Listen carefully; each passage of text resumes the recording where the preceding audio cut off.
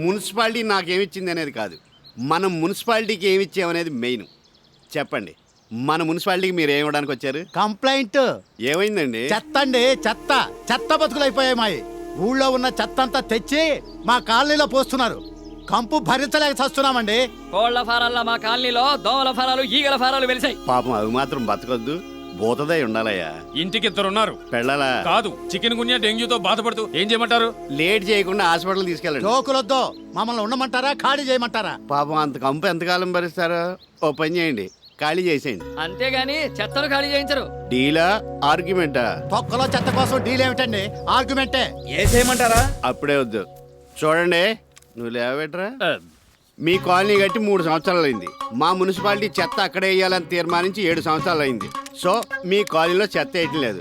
చెత్త ఉన్న ప్లేస్ లోనే మీరు కాలనీ కట్టుకున్నారు. లేదండి, ఈ మధ్యన వేస్తున్నారు. సూర్య చంద్రులు ఉన్నంతకాలం వేస్తూనే ఉంటారు, రూల్ అది. దూల తీరిందా?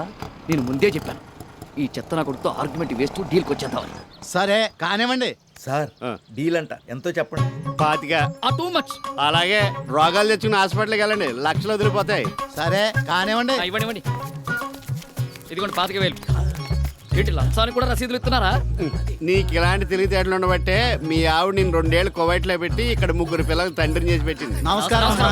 నమస్కారం. సరోజా, అది అక్కడ పెట్టి ఇక్కడ సంతకం పెట్టి.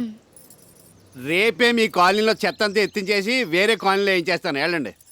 ఒక్క నిమిషం, కాఫీ తీసుకొస్తాను. ఎండను పడి వచ్చారు, ఇప్పుడు కాఫీ ఏంటి? అయితే కూల్ డ్రింక్స్ తెస్తాను. ఇదిగో కూల్ డ్రింక్ లో పురుగుల మంది ఉంటుంది, మంచినీళ్ళు తాగెళ్తారు కానీ నువ్వు వెళ్ళు. ఆ కొండలో నీళ్ళు చల్లగా ఉంటాయా?